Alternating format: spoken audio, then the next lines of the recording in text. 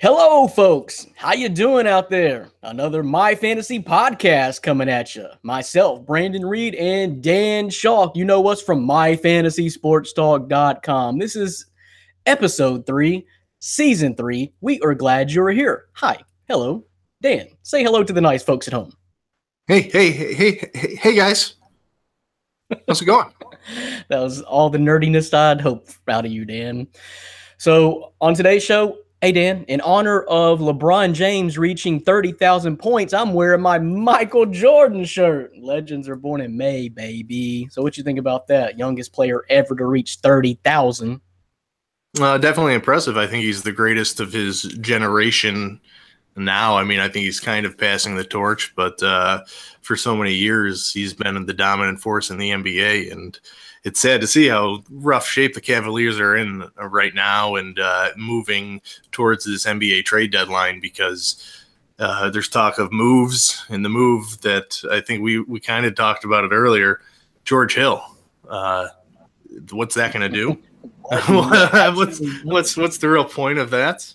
I think you're getting past Boston with George Hill. I mean, I just hope that's a first move in a chain of moves that's going to land you somebody like Anthony Davis or DeAndre Jordan, or at least someone with a little bit more punch than George Hill, because George Hill ain't getting you past Boston. George Hill may not even get you past Toronto at this point. I don't get that, but anyway, that's going on. So a lot of NBA news to talk about today. That Cavs slide just keeps on sliding. The NBA All-Star Game coming up. Got a lot to talk about there with a brand new format to the NBA All-Star Game this year, as the NBA All-Star starters and reserves are now announced, but it's not East versus West, in case you forgot. It's going to be a draft, sort of like the NFL started doing with the Pro Bowl a few years ago. So it's Team LeBron and Team Steph Curry. We'll talk about that. That could get interesting. But thanks for joining us here. Another episode of My Fantasy Podcast from MyFantasySportsTalk.com. I'm going to bring in Orlando Torres here in just a second. This is basically the rundown for today's show. A lot of Super Bowl talk. Matchups. I don't know. Dan probably predicted it. I didn't. I picked exactly opposite of what actually happened, which is no surprise to anyone that's been following our Pick'ems piece over the last several weeks. Basically, see what I did and do exactly the opposite, and there's going to be your winner. Easy peasy. We're also going to take a look back. I've been doing some numbers, Dan, been doing some research here I dropped on y'all this week, and this is going to be a piece I'm going to unveil this weekend, maybe Sunday. Sunday would probably be a good day to unveil a piece over the weekend anyway, since we got an off week this week, basically, from the NFL. But I've been doing some numbers, Dan, because it just seemed to me like the underdog won more this year than any other year. Maybe it just seemed like it. I only did research on this year. I didn't go back in previous years. So maybe not. It just seemed like I had a harder time predicting the winners in this NFL season than ever before. It just felt like that. So I did some numbers there, and we'll talk about that in just a little bit. But NBA All-Star Game, All-Star snubs, who got completely snubbed out of it. We'll talk about that draft situation. We'll talk about the dunk contest participants that we know of as of right now. And then let's talk a little NBA fantasy, since we hadn't really touched on that in a couple of weeks. Biggest surprises and biggest disappointments to the NBA fantasy aspect of things now that we're halfway through the season. Then we're going to answer that big old bag of mailbag questions. My fantasy podcast mailbag will be open, and we'll take random questions out. And several of those random questions were foodie questions this week. We're going to end with that, Dan. But you told me that the foodie questions are blowing up, had multiple choices this week. Yeah, I guess people like to eat because they keep throwing them at us and what we like. And I know I like to eat, so why not discuss that too? And some of them are good. I mean, this one, I picked this one this week because I thought it was perfect. I mean, Super Bowl is coming up, so it's a Super Bowl related food question, so you can't get better than that right now.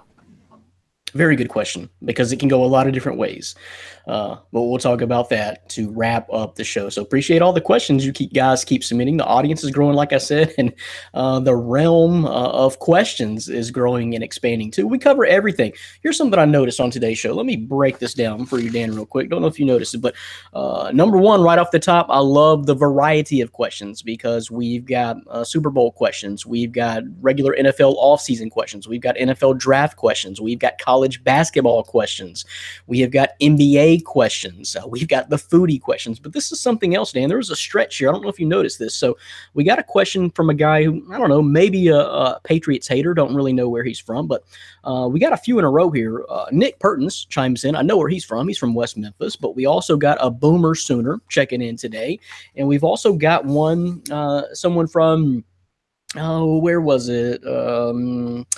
New Orleans. We got a New Orleans fan checking in too. So the My Fantasy podcast reach and My Fantasy sportstalk.com scope is expanding. And I like the variety that we're hitting on every single week from all over the country.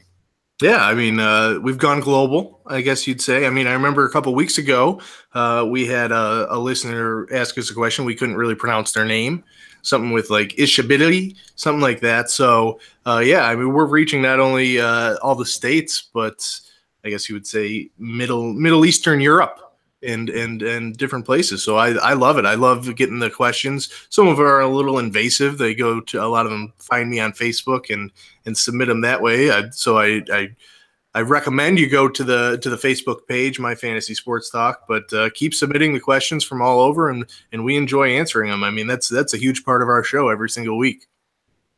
I heard some of the best questions come out of Norway. I don't know if you heard that. Just what I heard. People are talking. So look for those Norwegian questions, Dan. Yeah, I'll be on the lookout. Okay, so let's slide our man Orlando Torres up in this thing and get his take on this Super Bowl. Dan, man, I don't know. You picked Minnesota too, right? You didn't pick Philadelphia. No, yeah. I wouldn't pick Philadelphia in multiple reasons. Obviously, I don't even think they deserve to be in the Super Bowl. They've kind of shut me out the last 2 weeks, but as a Cowboys fan, you can't really pick a division rival in my eyes to win in advance. And I just thought Minnesota's defense was better, and I thought their offense was better too. But as one of our questioners will pose to us, I was surprised by Nick Foles' play in that championship game. Yeah, we'll break down those numbers a little bit further and talk about that specifically. Nick Foles really specifically with one of our mailbag questions. But I picked Jacksonville and Minnesota. That obviously didn't happen. I don't know why anyone would be surprised, but Jacksonville was that close, man. But I don't know. And I don't really even mean to sound like a Patriot hater because I really could care less. That what they are doing, first of all, Tom Brady is the GOAT. In my eyes, he's the GOAT. And I think Belichick is a mastermind. And not really necessarily a Patriots hater, but to me, honestly, this is getting a little stale in the NFL. And I'm not usually one to go that route because I love the Warriors. I love what the Warriors are going to do and possibly do for the next several years. But to me, this Patriots thing is just getting a little stale because you knew exactly what the hell was going to happen in that game. Jacksonville was going to slip up that fourth quarter. Brady was going to take over, and New England was going to come back and win. How many times do we have to see that play out? Yeah, I knew it the whole time. I had placed money on the game, and luckily I took the money line. I didn't take the points, so the kneel on the extra point didn't cost me like it cost millions of people. But I knew the whole time I was confident, even when they were down by double digits in the fourth quarter. I knew back-to-back touchdowns were definitely possible by the Patriots. And that defense, a lot of people give them a lot of grief, but they're kind of a bend, not break defense. They're going to give up some points, but they're not going to lose the game for you. And I think you're going to see that in the Super Bowl kind of happen. They're going to give up their points, but yet when you have Tom Brady on offense, you don't have a whole lot to worry about. But here's the thing, and I gave them a bunch of crap early in the season is they were giving up yards in bunches, but they were not giving up points. And towards the end of the season, they were actually ranked at the top of the league in points against. So, you're right. The defense was kind of bend or break, giving up a ton of yards, especially early in the season. But towards the end of the season, they weren't giving up points. And then you don't want to be in a 2-score or less game with Tom Brady going into the fourth quarter. I mean, you just got to have a bigger lead than that. And I've seen this thing play out too many times.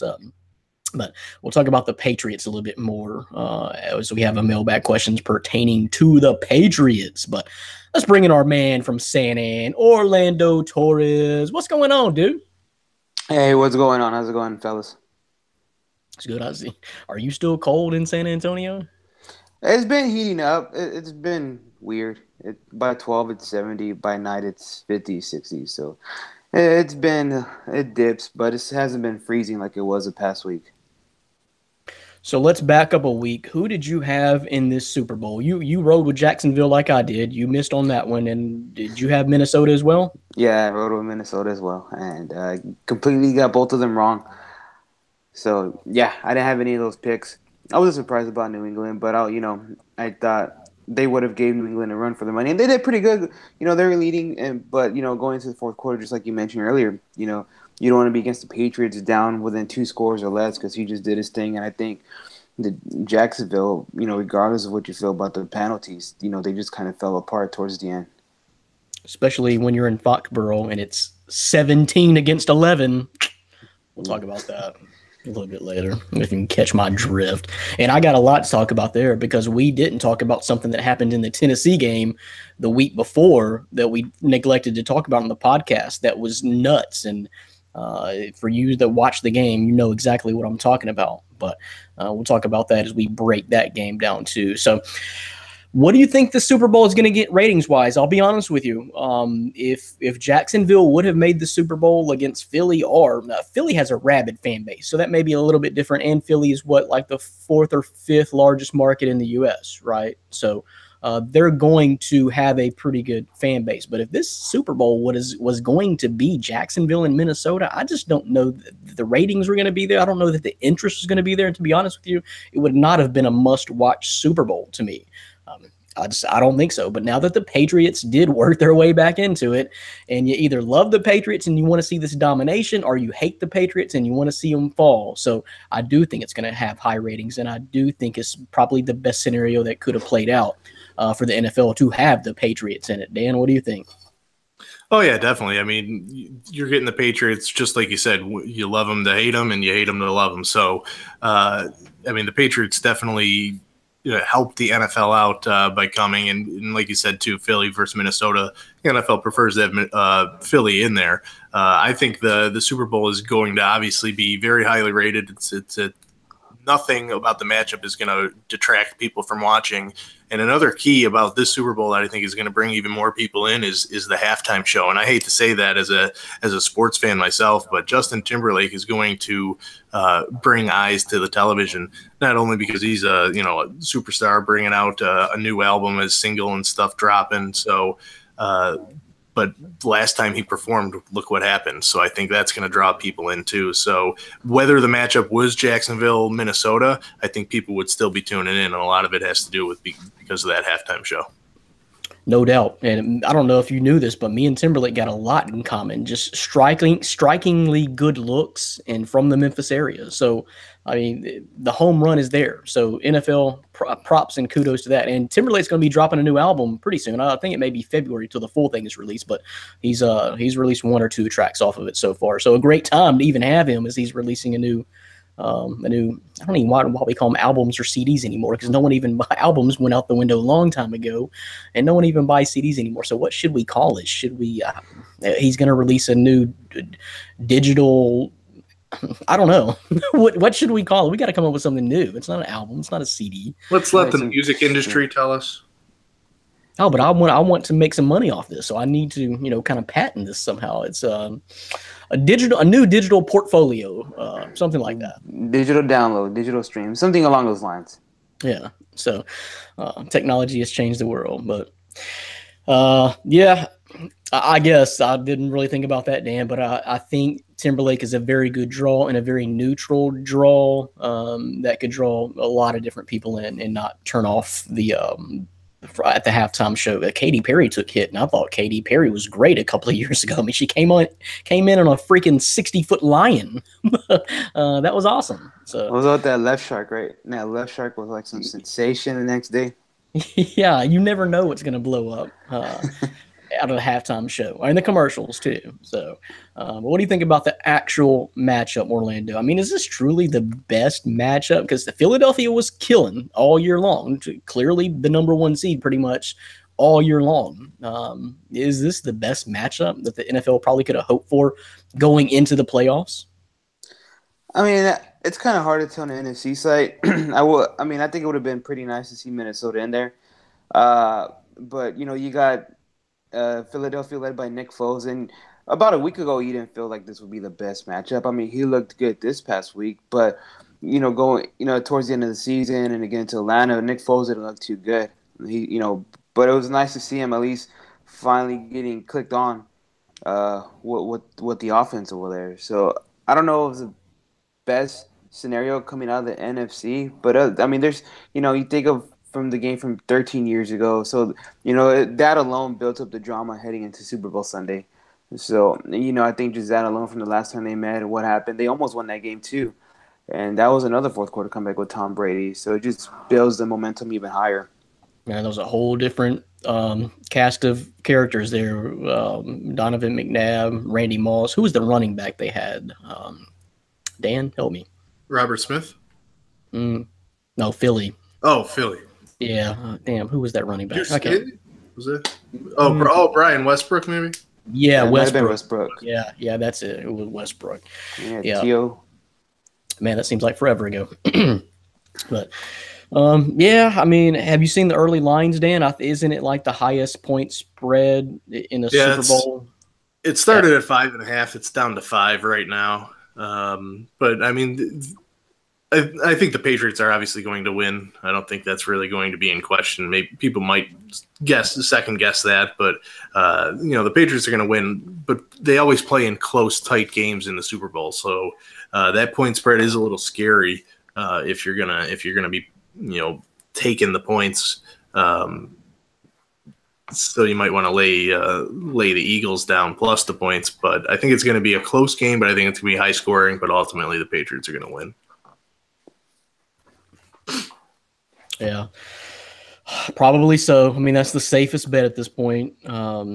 And so I got some numbers to break down. I don't know if Orlando caught this. I was really kind of honestly hoping for a Falcons-Patriots rematch if it had to be the Patriots. But I don't think Atlanta was just ready this year. I don't think that would have not lived up to the hype last year. I just don't, for whatever reason, Atlanta had Super Bowl hangover all season long. And so I'm not sure that would have been a very good matchup. New Orleans may have even been a better matchup and put up more of a fight on the NFC side than Atlanta. But I really thought Minnesota was going to do it, man. I really did. Thought that defense was super tight. And I didn't think Nick Foles was going to do what Nick Foles did.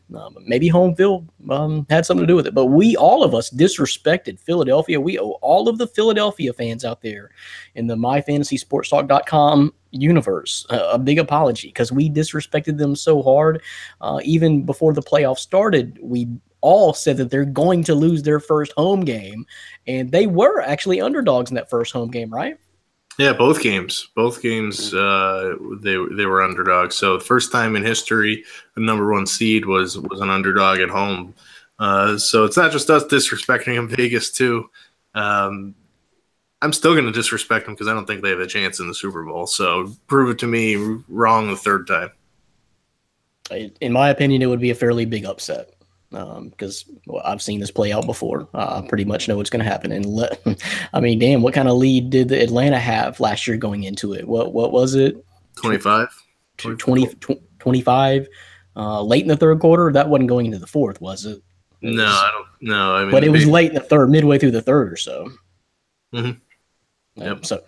But anyway, speaking of Vegas, so the numbers I was alluding to is I did some research and went back and looked at all the point spreads for every single game, weeks 1 through 17 of this NFL season. Because to me, we did the pick'ems piece all season long, and I think all these guys would agree because Dan was in last place all year long. So even the great champ was really struggling this year picking winners of football games.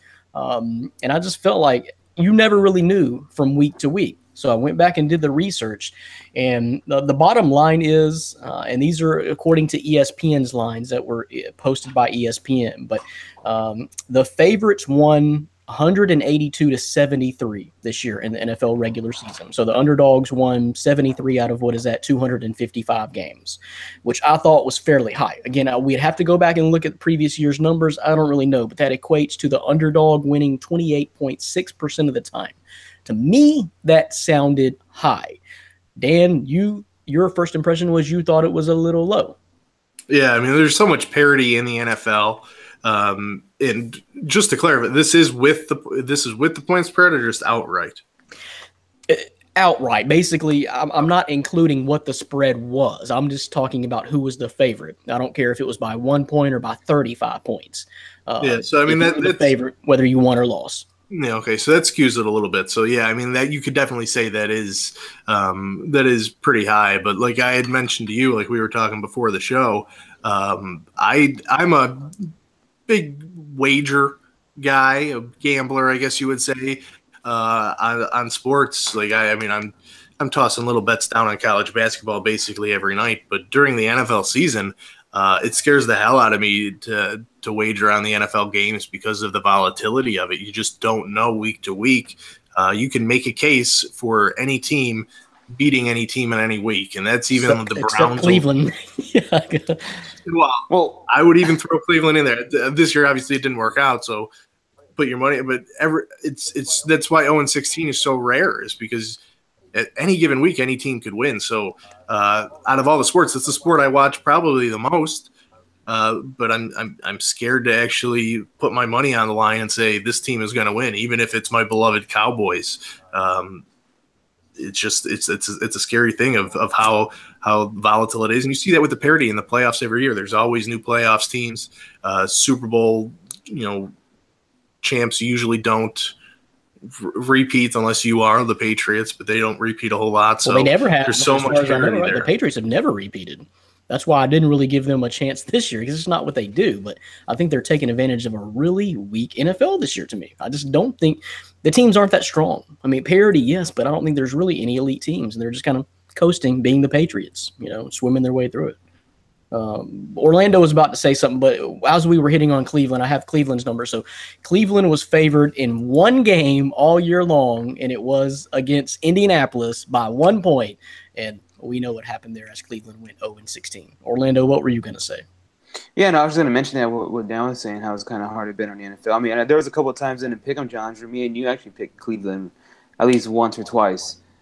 That's just how crazy it was. Well, I picked them 3 or 4 times because I just didn't think they were going to go 0-16. Their time was coming, and I'm sure I picked them against Indianapolis because of my disrespect of Indianapolis this year. Yeah. I had him a couple of times. I don't remember getting 2, but I know I had him a couple of times, at least twice. And I didn't expect that again, back-to-back 0-16 seasons. So, yeah, that's pretty crazy.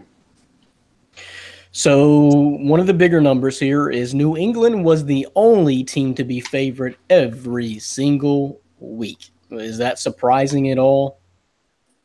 Not really. I mean, you look at their division. They play them, total of six games, right? 2 each. So, I mean, that's automatically six games there. And I mean, you just look at the lure of New England. So I mean, I'm not surprised by it. They probably should be favored each week. The only time they wouldn't is if they caught a hot team who doesn't have a lot of losses at home, where the Patriots are on the road, because at home you're going to have the Patriots favored every single week. Yeah, that Pittsburgh game could have probably been a little bit of a toss-up. But so what was the Patriots record anyway? 12-4 or 13-3? 13-3, I believe. So, they lost against the spread 3 times. But I mean, damn, if you're favored every single time, we know that's not going to work out. And so just some of the other things. One of the big things that stuck out to me, guys, and we saw the collapse of this team, and that is the Kansas City Chiefs. They lost as the favorite 5 times this year, and that was the most in the NFL. What do you think about that? Andy Reid, I blame him. Game mismanagement. Isn't that kind of high? I mean, you lost 5 times as the favorite. Mean, to me, if you see a favorite lose that much, you look at the coaching, and I think we shown that in the playoffs the way Andy Reid coached the end of that game. So I would look squarely at Andy Reid for the cause of those high collapses, I guess you would say. Another thing that stuck out to me is that AFC West. We'll stick to that. Is the AFC West lost 16 games as the favorite. So you got to think about those teams. Oakland severely disappointed. They were high up there too. They probably lost 4 or 5 of that was them, at least 5, I think. And in Kansas City, the Chargers lost several times as the favorite too, and Denver had their share of it too. So as a division, the AFC West lost 16 times all season as the favorite. Now, I know these numbers don't mean a whole lot to everybody, but I think it's interesting because I just think it shows the parity. And to be honest with you, the AFC West was a fairly weak division. That was up for grabs. That's why Oakland, I picked Oakland to go to the Super Bowl, and Oakland had every chance. And then KC jumping off to the hot start, going 5-6-0, they had every chance. But I went back and looked at those numbers today, and that loss to Tennessee, Dan, and you probably know, well, you weren't really playing in the fantasy league anymore at this time, but Kareem Hunt only ran it 11 times, whereas Derrick Henry ran it 24 times. That's why you lost. Yeah, I mean, that was the problem all season. When Kareem Hunt was going through that lull and you were bashing him, it's just he wasn't getting the ball enough. And Andy Reid has done that in his stop in Philly before Kansas City. He just doesn't stay committed to the running game and giving his, probably his best athletic player outside of Tyreek Hill on that roster, the ball more. And I think that was the ultimate downfall of the Chiefs. Yep. Agree. I don't understand that though, Dan. I just don't understand that when you're feeding him the rock so much in the first half of the season and you're winning, and then you stop doing that. And there's no excuse for Derrick Henry to have touched the ball more on the road, down 21-3, than Kareem Hunt at home, up 21-3. What? That makes no sense. Kareem Hunt too, like at the beginning of the season, he was utilized a lot as a pass catcher. They even went away from Kareem Hunt in the pass game. I know, he had a couple of drops, but it was rare. After a while, would you even see Kareem Hunt featured in the game in a row, whether it wasn't running the ball or used as a pass catcher, he would just disappear. That wasn't on him, but it was just the way the Chiefs game planned, which was the problem. I don't understand that. So another one of them that kind of stuck out to me, one I was really all over because I was interested in this. It just seems like I was seeing Tennessee every single week. Tennessee was favored 12 times this year, Dan. Does that surprise you a little bit to be favored 12 out of 16 weeks, the Tennessee Titans?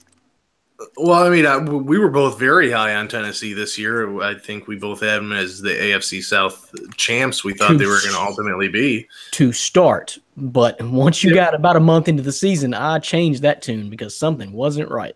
Yeah, see, I didn't. I stuck with them. I was confident in not only the talent that they have, but Marcus Mariota. And, he struggled down the stretch. But I'm sure they had a lot of games at home, which probably helped. And they suffered through or actually benefited from another weak division, which, Indianapolis was crap. Houston, after Deshaun Watson went down, had no chance. And then Jacksonville was the top dog, but those other two teams just weren't on the same level playing field as everybody else pretty much in the league. Yeah. I mean, not even close. So you chalk up 4 wins, although I believe they lost to a couple of those teams. So that was probably their losses as those favorites. But yeah, I mean, I'm still high on Tennessee, although we're going to talk about them later because their off season, man, is questionable at best, I would say. So far, unless a miracle happens, but we will talk about that. So just to wrap this up, guys, and just kind of inside some of these numbers, this is just the first few notes that stuck out to me, and one I pointed out to Dan, and this is crazy to me. This is really crazy to me, but in weeks 3 through 6, so weeks 3, 4, 5, and 6 in the NFL, it was a 50-50 split. The underdogs won half the time in that 4-week stretch, and it was every single week was about 50-50. So it wasn't like one week was skewed more than the other. Weeks 3 through 6, I guess that's kind of when the teams are really starting to figure themselves out. But the underdog won half the time in a straight month in the NFL. Does that not seem high, Dan? Yeah, I mean, that's definitely high. It's straight half. So, yeah, you never expect the underdog to win half the time. So, yeah. 30 and 30 in that month in the NFL. It was 30-30, even split. But Pittsburgh was the dog only twice against KC, which they won, and New England, which they lost. Jacksonville wasn't even a favorite until week 4. Philly was only favored 3 times in the first 6 weeks, which they didn't have a bye in the first 6 weeks either. Their bye week was week 10. So even Vegas wasn't real high on Philadelphia, which made the Super Bowl in the first month and a half of the season. Kansas City, mentioned them, they lost 5 times as the favorite. So did Denver. So there's 10 of those AFC West losses as the favorite right there. Something else I was kind of shocked by, Dan, is there was only one even line, according to ESPN, all year long, one game, and that was Denver and the Chargers in Week 7. That was the only even line all year long. I thought that was kind of surprising. Indianapolis was the favorite twice all year, and they won both times. Week 5 against San Fran and Week 17 against Houston. New Orleans didn't lose as the favorite until Week 17 against Tampa Bay.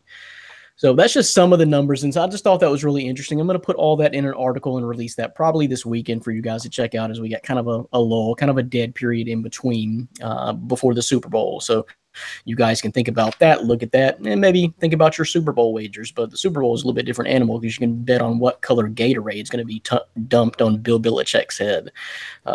So everything like that. So, but very interesting numbers, I thought, and look for that piece on the website coming up this weekend, myfantasysportstalk.com. So let's take a break from the Super Bowl talk and the NFL talk for just a second and dive into the NBA All-Star Game. The starters were announced. The reserves were announced. Only thing we don't know is who's actually going to be on the teams because it's a brand new format this year. Let's talk about that. You are listening to and watching My Fantasy Podcast from myfantasysportstalk.com. Thank you. We appreciate it. Brandon Reed here, Dan Schalk here, and Orlando Torres here. So, guys, I was pretty skeptical of this new thing that the NBA was going to try to do. But now that I've thought about it and the way this is actually breaking down, I am very intrigued by what's going to happen. Because we do have the actual list of players that are going to be joining the All-Star game now, as we have the starters and the reserves. So it kind of breaks down like this, just real quick. Western Conference, Steph Curry. He was the leading vote getter in the West, so he's going to be a captain. But out of the West, Steph Curry, James Harden, Kevin Durant, Anthony Davis, DeMarcus Cousins, those are your tagged starters. In the Eastern Conference, LeBron James is the overall top vote getter. He'll be a captain, along with in the East, Giannis Antetokounmpo, Joel Embiid, Kyrie Irving, and DeMar DeRozan. They were tagged as the starters. That's key this year, really, really key this year, and we'll talk about that in just a second. Your Western Conference reserves, Karl Anthony Towns, Draymond Green, Jimmy Butler, Klay Thompson, Damian Lillard, LaMarcus Aldridge, and Russell Westbrook. Your Eastern Conference reserves are Kristaps Porzingis, Kevin Love, Al Horford, Kyle Lowry, Bradley Beal, John Wall, and Victor Oladipo. So let's first start with the starters and reserves themselves and maybe talk about snubs. Were you happy with the actual selections, Orlando? You got a boy in there. I don't know what's happening with Kawhi, but you got one boy in there. But anyway, from all the announcement of the starters, reserves, and then who was left out, were you surprised by anything, or is this pretty much fell in line to what you think probably should happen based on the first half of the NBA season? I mean, I guess I'm not too surprised because it is fan favorited, with the votes and the way the voting system works. But I think it was a bit surprising to see some of the big names like Paul George not in there. Even Ben Simmons, I think, deserved to be in there, even if it was a reserve. He's been really great for the Sixers, and the way Dragic has been doing for the Heat. So it was a bit disappointing to see the way that works, but the way it goes with only those 24 guys in there. It was a bit surprising and disappointing to see those guys not make the cut. And I don't know if y'all guys heard the comments from Carmelo Anthony saying that when we came here, we knew it was going to be a sacrifice, a full-on sacrifice. And I think he was kind of speaking for Paul George too. You know, as when you join an elite team, join forces like that, then you're going to be sacrificing some personal glory. Well, I'll follow that up and just say, Carmelo, you weren't going to make it anyway. Paul George made some sacrifices, but he still had numbers close. But that West is just stacked now. That's the sacrifice you made. Both of you guys went from the East to the West, so you're both screwed. But yeah, I thought that was a little bit funny. Carmelo, you got moved to the bench, dude. you didn't have a chance. So if you want to speak for Paul George, yeah, Paul George may have made some sacrifices, but I don't know. Dan, what did you think about? Well, just tell me if you think anyone got snubbed that should have been there, or should anyone's place have got taken? Yeah, I mean, it's tough because it is so stacked, but I look at a guy that I reap the benefits from every night, and that's Lou Williams. He's having a career year this year, and I thought he would deserve to be in. But you look at the West and the guards and some of the names that didn't get in and who is in, it's tough to say, yeah, Lou Williams, but that's based off name value. If you look at actual numbers, the numbers he's putting up 23 points, 5 assists, shooting 41% from three. I mean, his numbers are insane this year, especially compared to what they used to be. I mean, he's the main man in LA right now. So I was surprised he didn't get in, but it was kind of tough to see that. And I mean, I don't watch a lot of Cavaliers basketball, but I always hear the hate towards Kevin Love. So to see him make it over some of the other names, like a Ben Simmons, I was kind of surprised by that. I don't really see him too much of an all-star. He's kind of a back wheel on now what is a bad team. So I was kind of surprised by his selection as well. But he does put up numbers. I mean, the numbers are there to justify putting him in as well. I mean, you can make an argument for someone else, but I mean, he does put up the numbers as someone who reaps the benefits from him on their fantasy team.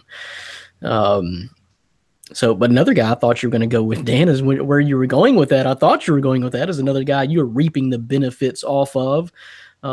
Is my boy in Memphis, and he was at the bottom of my list. Just kind of put it in there, as a sentimental favorite. But Tyreke Evans, dude, he has been the savior and MVP of a terrible team.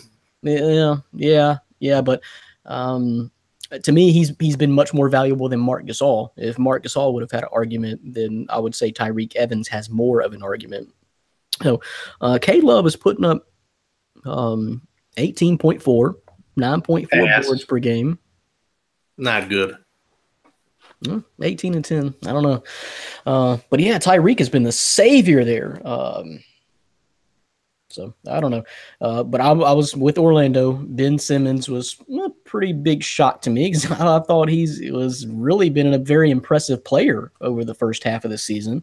Numbers to boot. I think Devin Booker may have had a chance. You want to talk about someone else killing kind of like Tyreke Evans on a really bad team. That'd be Devin Booker. Of course, Lou Williams. Chris Paul just missed too many games due to injury. Kemba Walker may have had on your Charlotte Hornets, Dan, may have had a slight argument. Nikolai Jokic, Andre Drummond, Blake Griffin. I guess Blake Griffin missed too much time too. So I don't know. You don't think Kemba should have made it, Dan? He didn't have an argument? Yeah, no, I mean he's balling out right now. I'm more interested to see if the Hornets are going to deal him at the deadline, like they're supposedly looking to do. But yeah, I mean he's been balling out for him. I don't think Dwight Howard did he make it in? I mean he's been putting up great numbers as well. So there's a lot of that Hornets team is flying under the radar. They had a bad stretch when Steve Clifford was out and to start the year, and now they've been hot lately. Just looking at the lines, I mean they've been. You want to talk about betting lines? They've been the favorite and double-digit favorites over some pretty solid teams lately. So Vegas is pretty high on the Hornets right now. They're still out of the playoff hunt though by quite a bit, aren't they? Yeah. So that's actually who made it. In case you forgot, the way the NBA All-Star Game is going to take place this year, as I mentioned, the favorite are captains. You got LeBron James, who is the number one vote getter overall, and then you have Steph Curry in the West, who I guess was second or top in the West. So they're going to be team captains, and so LeBron's going to go first, and they're going to pick from all these guys. They're going to pick their starters first out of that group of what is that? Eight other guys. And it's like a pickup game at your local park. So that got me thinking that could get nasty, guys. I think it's going to be entertaining. To me, all-star games of all variety are pretty much played out. I know that I've ever watched a Pro Bowl, probably never will. And to me, I usually don't even watch the NBA All-Star Game anymore. I'll tell you why that is, though. It's usually on Sunday nights late now. I don't know what that happened. When I was a kid, I remember the NBA All-Star Game being at like, I don't know, 3, 4, maybe 5 in the afternoon. Now they moved it to damn near 8 o'clock. I don't really care at that point. My weekend is over. I'm not going to watch it. But this does add some intrigue factor to it, in my opinion, because some feelings might get hurt. What you guys think about it? I like the premise of the idea, but and I saw somebody you were chatting with earlier today that I completely agree with. Why isn't it televised? You know what? Yeah, that's the part that's I'm a little skeptical about that. To me, it's like the NBA draft lottery. You know, how are they going to fix this? So that would have been gold in television. This and feelings may have got hurt, but this would have been gold in television. I would have watched this, but probably not the game itself. You know what I mean? Yeah, that's exactly it. I'm kind of turned off by it because of that. And the other, just the point where feelings might not get hurt.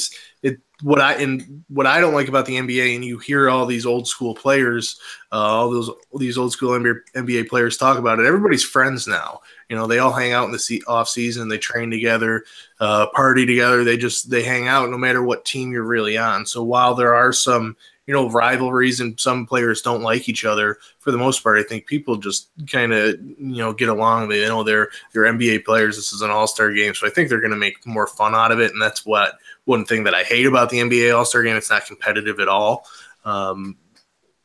But I mean, the intrigue is there. That could make it more of a delicate situation, though, Dan, because you might not want to piss somebody off that might be your future teammate that you're thinking about trying to bring to your team. It's complicated now, and I don't know. I like it. It's very intriguing. But so anyway, they're going to go through them. It's going to be LeBron, Steph, LeBron, Steph, LeBron, Steph. They're going to go through and pick, you know, back to back to back like that until all these players are chosen. The starters must go first. The other 8 starters must go first, and then all your reserves. So some of the scenarios I got to thinking about. So LeBron has the very first pick. What if he picks Kevin Durant? What if LeBron picks all of the Warriors, Kevin Durant, Draymond Green, and Klay Thompson? What if he snubs Kevin Love? What if Steph Curry snubs one of his Warrior teammates? I mean, this could get very interesting. I don't know. That's why I wish it was kind of televised, because I could see some of the plan formulation, because this is what I'd really like. Say LeBron, I'd like them all in a room, and it's tough to do during the middle of the season, but I'd like them all in a room, do it like almost real draft style. LeBron steps up the podium and says, I'm going to draft Kevin Durant. So Kevin Durant comes up on the stage, and then they go to the side and they have their own huddles. Like, who are we going to pick next? You know, kind of like a pickup game in basketball. Now, that would cause some intrigue, and that would be very entertaining to me. But you also have the Russ situation. Is it possible for Russ and KD to end up on the same team, or are they going to end up on opposite teams? There's a lot of scenarios here that could be very, very intriguing, as you could have teammates playing on opposite sides of each other. What do you think about it, Orlando? Does it help or hurt? I think it helps, but I think it hurts in a way, because I understand and I respect what they're doing. But, you know, you look at the East starters, you look at the West, you know, all the way down to the reserves. I know football had a similar thing, but it just makes it seem as if, you know, they made it a different stipulation or formula like this, so like the East doesn't get completely smashed by the West with how stacked it is. That's how one thing I took it as. That doesn't mean it's completely true, but I took it like that. But I mean, it'll still be interesting to see who these guys pick. I prefer the All Star game rather than watching the Pro Bowl. It is. I know it's not competitive at all. It's more fun. But I'm intrigued to see what happens. I do wish it was televised too. So I can already supposedly, imagine Kevin Love getting probably picked last, which just seems horrible. looking at it, yeah, maybe. No, Bradley Bill, does Bill possess more firepower to your team than Kevin Love? Maybe. I don't know. Clay Thompson, he's really just a shooter, so I think he may be low in the totem pole as well. But it's going to be interesting. It's definitely going to be interesting. I just wish it was televised. But anyway, I think the whole thing is supposed to play out tomorrow and supposed to be announced on Friday. So by the time the podcast is published, I'm pretty sure it's supposed to be announced, I think, on TNT tomorrow night, Thursday night, January 25th. So by the time the podcast comes out, you're going to know. It'll be interesting to see if LeBron will choose Kyrie to be on his team. That's another one I was thinking about. Will LeBron pick Kyrie? I don't think so. I really don't. I don't think so. Then it'll be interesting to see how far Steph will let him drop if he's not looking at Kyrie right away. Yeah, great point. That's another one that will be some great TV. The NBA totally missed out on this. They really did. And I don't know if they're just worried about hurting some feelings, but let them get hurt. These men are grown-ass men making a hell of a lot of money, and they need to put their egos aside. Or maybe that's your ego is going to take some damage when you make that much money from time to time. Okay? So get over it. But they missed a golden opportunity. But the way I would like to see it done, like I said, coming up on the stage, then, the group huddling, like, I think we need so-and-so now. That would have been awesome, but that'll never happen in the middle of the season because you got other commitments, and they're actually still in the middle of the season, which we got a few weeks until the actual All-Star game anyway. So, and this is something you got to get announced and got to get out there. So, but I don't know. Maybe you take a little hiatus. Maybe NBA scheduling gods next year. Maybe you take a weekend off and you get this done on the weekend. Have it on a Saturday night on TNT, and that would be huge. I would love it, love it, love it, love it, and ratings would be through the roof. Win-win. Win-win to me, because like I said, I would probably watch that and not the actual game, because it's kind of like our NFL fantasy drafts. I love the draft. The draft to me a lot of times is more fun than actually playing through the season, particularly this year, because it didn't go so well at all. But that's part of the fun. We'll see. You talking about the fantasy draft that in the league that I won? That one? Let's see what's next. Yeah, champ. Yeah, that one. I was just clarifying. Yeah. Sure. You knew. Moving on. So, is there anybody in the NBA? Since we're gonna talk fantasy real quick, Dan, in another league you think you're gonna win, NBA fantasy. Anybody out there that has been really big surprises to you, or just disappointments altogether out of the NBA fantasy in your league, or if you play daily? And Orlando, before we came on the air, I was telling Dan, man, I've been taking a beating in the daily fantasy, man. I was doing good over the holidays, but lately I've just been taking a beating. So it's not been fun, but.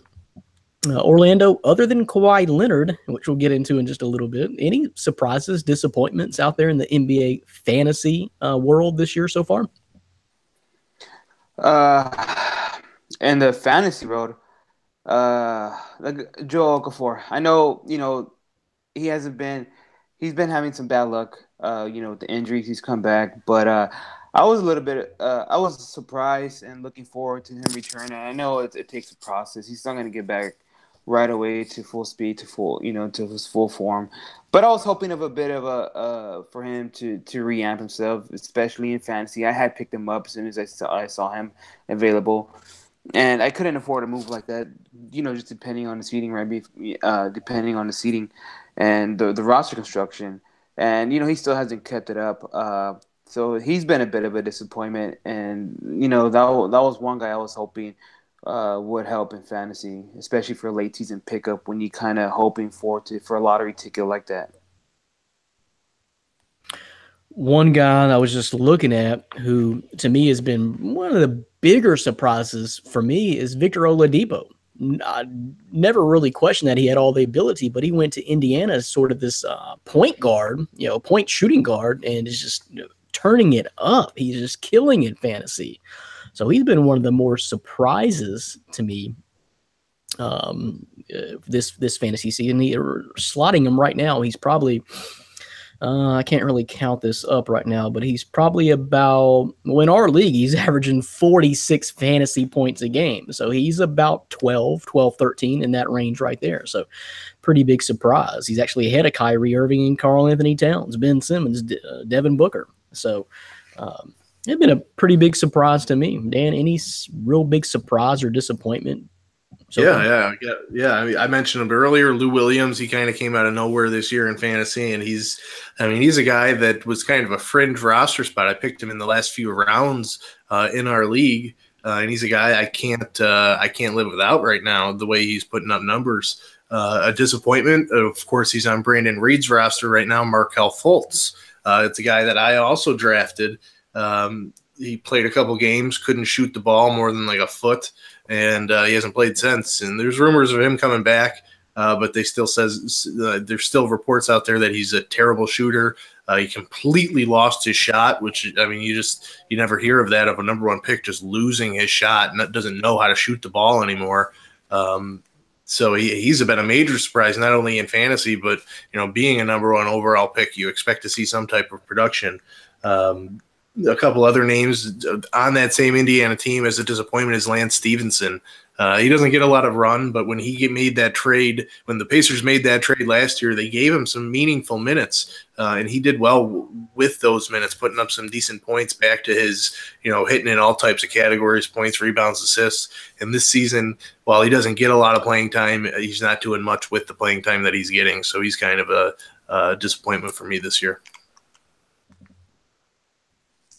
Another one I was looking at is, I don't know if this is necessarily just a huge disappointment, and this guy has been dealing with some injuries through most of the last probably couple of months or so, but a lot of people probably drafted this guy pretty high, and that's Rudy Gobert, and he has not lived up to it. But let me actually see real quick. In our league,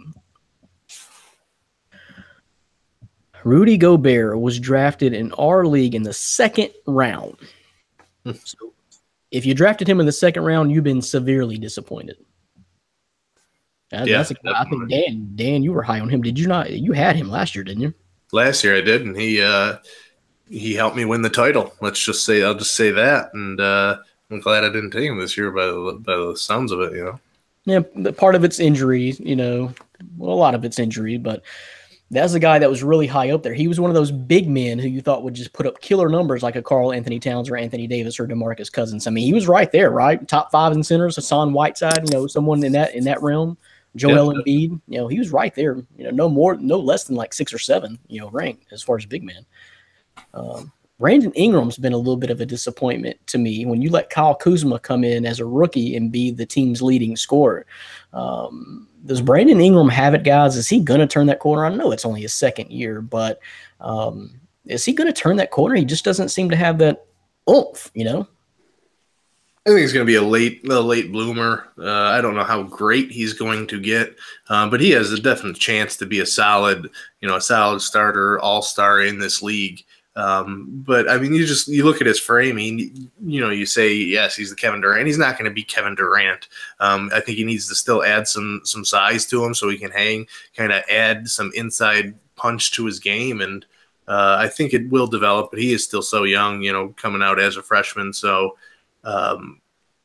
I think you just need to give it time. But he has that potential. The potential's still there. How much better is Ben Simmons than Brandon Ingram?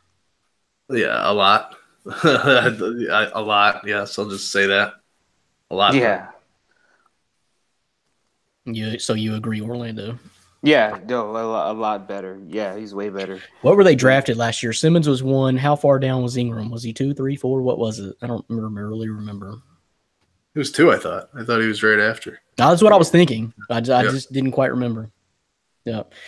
So, yeah, Philadelphia, it paid off, I think, keeping him out that year. Now if Joel Embiid can just get over his back issues and play 80, 85% of the time, then Philadelphia would be packing quite a punch and get their number 1 pick overall in the draft this year, which I'd really appreciate because my fantasy team is slipping. Got 3 point guards on the shelf right now with Mike Conley, Markelle Fultz, and Lonzo Ball, which is not helping my cause. Plus, I played Anthony Davis and now DeMarcus Cousins in back-to-back weeks in our fantasy league. And they just coincidentally decided to share the workload. And Anthony Davis said last week will be my turn, and this week is DeMarcus Cousins' turn. What? DeMarcus Cousins put up, what was it, 104 fantasy points on me the other night? One game. Yeah, One game. It was pretty ridiculous. LOL. The best game since, and probably the only game since Kareem Abdul-Jabbar putting up, what was it, 44, 24, and like 10 assists? Ridiculous numbers. Yeah, ridiculous numbers. These are video games numbers, yeah. You put the article out, right, Orlando? Yeah, it was like first time a performance like that, like in, I think, 40 years. And he had a similar stat line to Malone, which was like 20-something years ago. But his stat line that he put up was, hasn't been seen since the 70s. It was a ridiculous. I watched that game, actually, and I was like, wow. To see him play so good. And a big man like that, he doesn't really shoot from behind the arc, from 3-line. He was knocking down those, too. So, kind of rare performance, great performance, and people who watch it, it was a really great game, and they just kept feeding him. And his performance was so good that Anthony Davis had a monster game himself too, and no one was even talking about Anthony Davis. He almost put up 40 points himself, but it was just about the performance that Cousins put up. It just overshadowed everything, and plus they got the win, which helped them. I'm surprised that team can share the fantasy load so much because if you look at Drew Holiday's numbers, outstanding. Even Rajon Rondo as the backup point guard is putting up fairly consistently good numbers, and E'Twaun Moore, who I had on my team forever, was putting up really good numbers. So, I mean, it's amazing that team can put up so much fantasy value in one game. They just, I don't know, everything clicks. Everything clicks. They're all working well. I mean, I think if you would have tried to draft in your fantasy leagues that whole team of Drew Holiday, Rajon Rondo, Anthony Davis, you would have never got Anthony Davis and DeMarcus Cousins. But if you could have got, 3 or 4 of those pieces, or so say 3 of those 4, say 4 of those 5, either Anthony Davis or DeMarcus Cousins, and Drew Holiday and Rajon Rondo and E'Twaun Moore, you're putting up pretty good fantasy games on the nights when New Orleans does play. But we got a New Orleans questions coming from that Pelicans fan I told you about a little bit later. So we'll get into that. So enough of the fantasy talk, enough of the all-star game talk. Like I said, by the time this podcast is out, you'll kind of know who's on whose team, and I cannot wait to see who snubbed who. Is LeBron going to diss Kyrie? If I'm LeBron, I'm trying to get all those Warriors and try to prove a point to Steph Curry. Like, yeah, look what I can do with these guys. That would be amazing if LeBron winds up with KD, Draymond Green, and Klay Thompson, and maybe Steph counters with Kyrie, Giannis Antetokounmpo, something like that. Maybe just totally flip-flops. We don't know what we're going to see. Completely not East versus West anymore. So very intriguing. We'll see what happens when that is announced tomorrow night on TNT, Thursday night, January 25th. What we're going to do next is jump into that big bag of mailbag questions, the My Fantasy Podcast questions submitted by you guys. You are listening to and watching My Fantasy Podcast from MyFantasySportsDog.com. I am Brandon Reed. Dan Chalk is here, and Orlando Torres is here. The whole crew, the trio, the 3 amigos. So we're going to jump into these mailbag questions. And this week, we got a foodie question coming up. Just chill out. I know you guys are probably writing your new foodie questions already, but we'll answer this week's version coming up soon. We'll save that towards the back end of the show. But for the rest of it, we're just going to go through these questions as submitted. No particular order by sport or anything like that. So the first one comes from Wesley Forbes. Do you buy the Pats got gifted another Super Bowl by the lack of penalties called against them versus the Jags? And did you see the refs celebrating their victory? Ridic. Wesley Forbes. And so, yes, I saw it, Wesley. And yeah, I saw the crazy non-catch versus Pittsburgh by Jesse James. I'll keep harping on it because to me it was a catch all day long. Can't believe someone that, like Dan Chalk, a Dallas Cowboys fan, that happened with him and Des Bryant would not be on my side here. But anyway, then the Buffalo thing the next week. And then here's what I wanted to talk about that we didn't talk about last week, and Dan didn't want to bring it up because he was riding that Patriots bandwagon, is did you see the mystery second at the end of the half of the Titans game?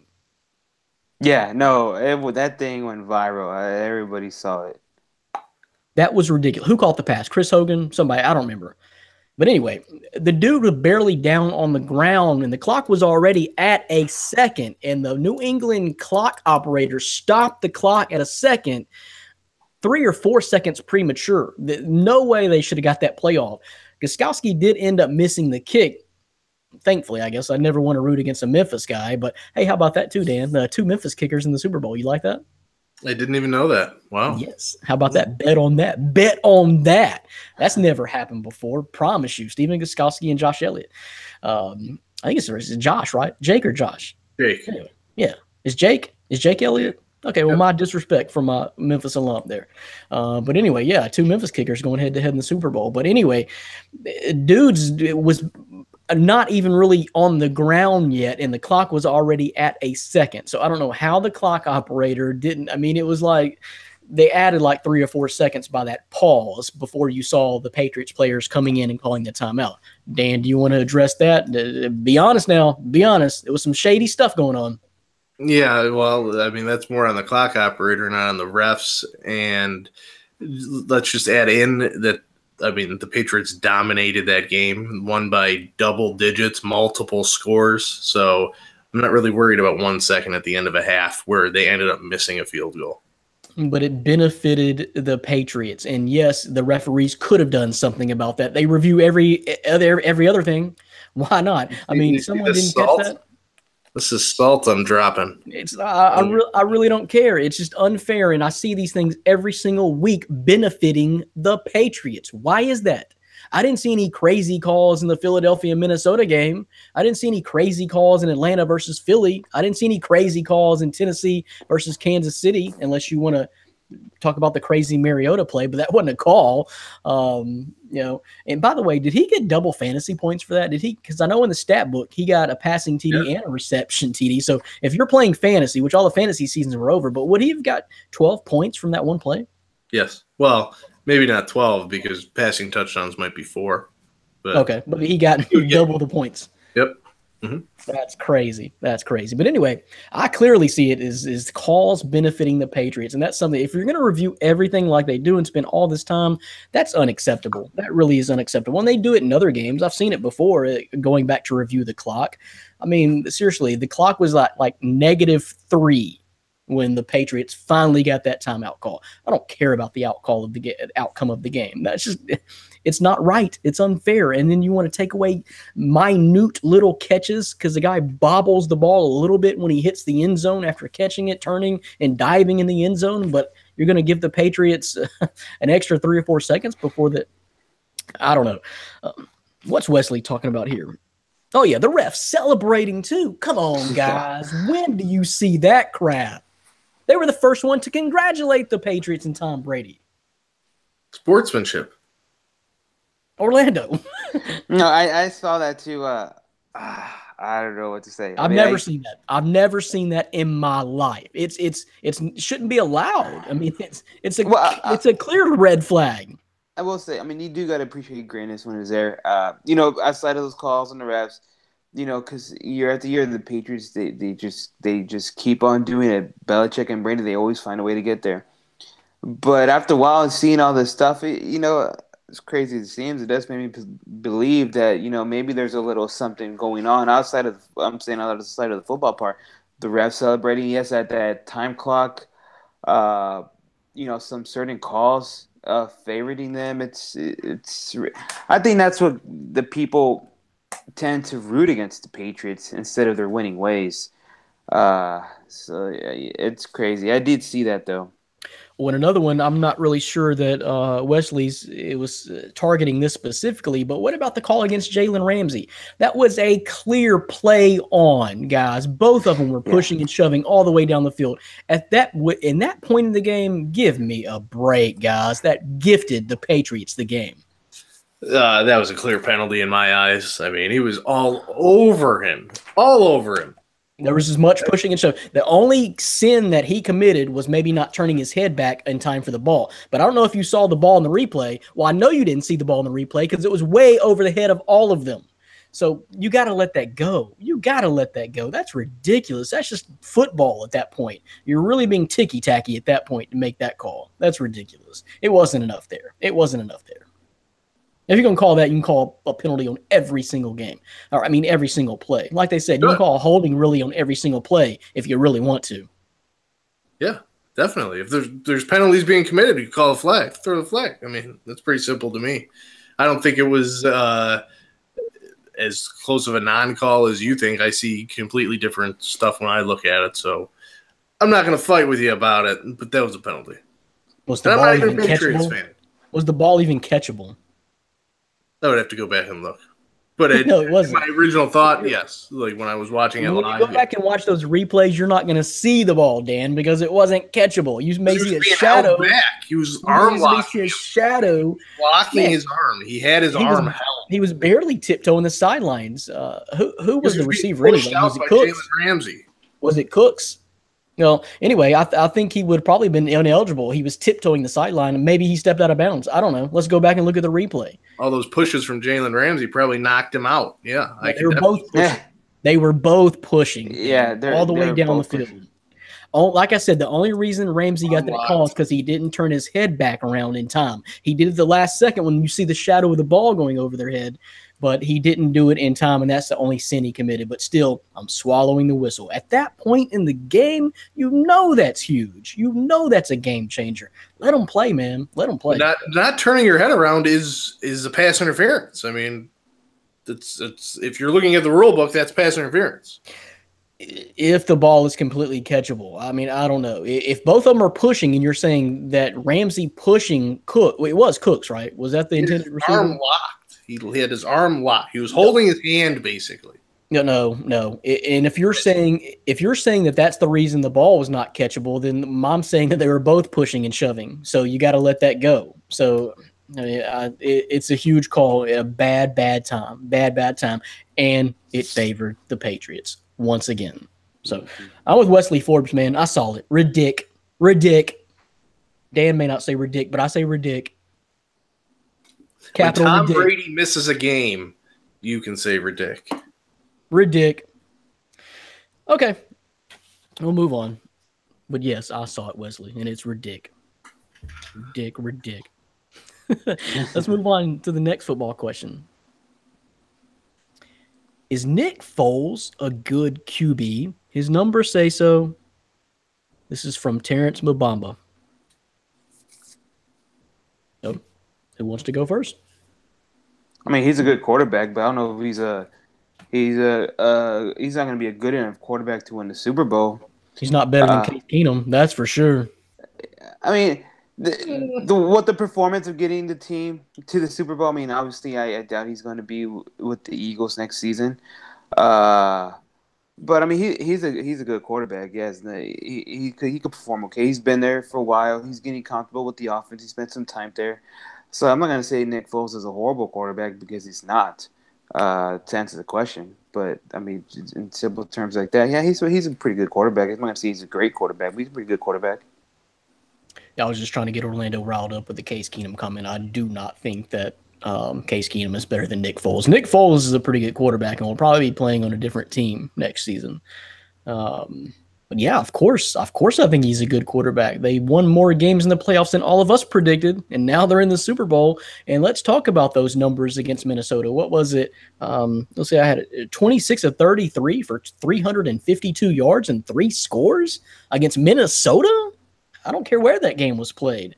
Yeah, that's doing it. That is doing your job at a very high level. So it's crazy that they seem to have a pretty much wealth of talent. But is Foles one of these guys that's going to play better as a backup with almost no pressure from time to time than if you were to give him the full keys to the car and full reign of the offense and say, you're now our guy, or is he going to kind of choke up like Matt Castle did several years ago?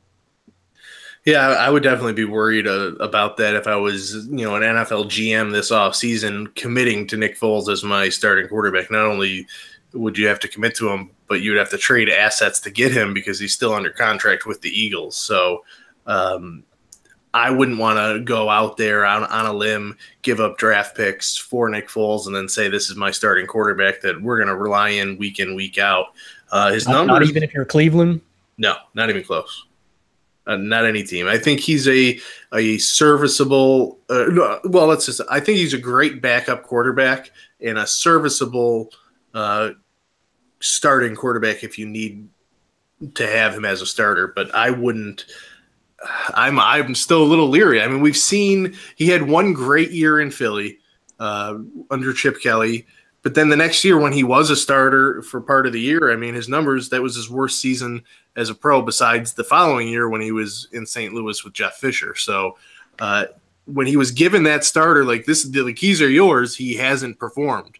But in cases where he stepped in as a backup and then had to lead the team, that's where he's been successful. So I think he's a good quarterback. I don't think he's a Super Bowl winning quarterback. I would put him in that Trent Dilfer mold. He can win the Super Bowl if his defense, carries him on the back. But I don't think you're going to see Nick Foles make a play in the Super Bowl that puts the Eagles over the top of Tom Brady and the Patriots. If the last decade, it's always been a great superstar quarterback is what you need to win a Super Bowl. I still believe in that. You can say yes, defense too, but I still say that quarterback is more valuable. And I wouldn't want to trust Nick Foles in that type of situation. Unless you have a killer defense, which Philadelphia's defense is pretty good. Yep. Joe Flacco did it just 3 years ago. Joe Flacco's not really an elite quarterback. So, it does happen. It has happened. But he's paid like a quarterback, too. Plus, Joe Flacco, on that season, they went on the road all those games, and he went to perform against quarterbacks like Brady and Manning, rather than Foles had the comfort of being at home. And you didn't really see that until the Minnesota performance, because Atlanta could have clearly won the game, especially with Philadelphia, given it was those 4 fumbles. What even happened to Wentz? I don't even remember now. Was it ACL? ACL. Yep. ACL. So, you want to try to keep that asset in Foles in case something happens health-wise with Carson Wentz next year and have that killer backup who has already proven it can take you to the Super Bowl? Or do you trade him for more assets? I just think I kind of disagree with Dan a little bit. I think there's teams out there that are almost might be worth a risk because he has a track record now. He's been in the league producing at some sort of level off and on for going on, 4 or 5 years now. So, some teams like Cleveland that are just bouncing between quarterback and quarterback, wouldn't you rather have that, just at least that comfort, or that safety blanket of knowing, okay, well, at least I ain't got to worry about my quarterback now. Is he the greatest? Is he a Pro Bowler? No, but at least I don't have to worry about my quarterback right now. Let's build around that. And I don't know. Yeah, I don't see Nick Foles as that type of quarterback. You don't have to worry about him. Like if he's your starter in Cleveland, look at when the Rams traded for him. He threw 7 touchdowns and 10 interceptions in his 8 games that he was allowed to start before he was benched. So he's been given the keys before, and it hasn't been successful. So if I'm Cleveland, I wouldn't just say I don't have to worry about him because he can suck. And but on that Rams team, that's not a long enough leash, and you don't give them 7 games on a bad team. You let it go. That's what I'm saying. He needs to finally be in the situation and ride through it. Whether 7-10 or 10. Look at Mariota this year, 13-8. If it wasn't Mariota, he probably should have been yanked. Agree or disagree?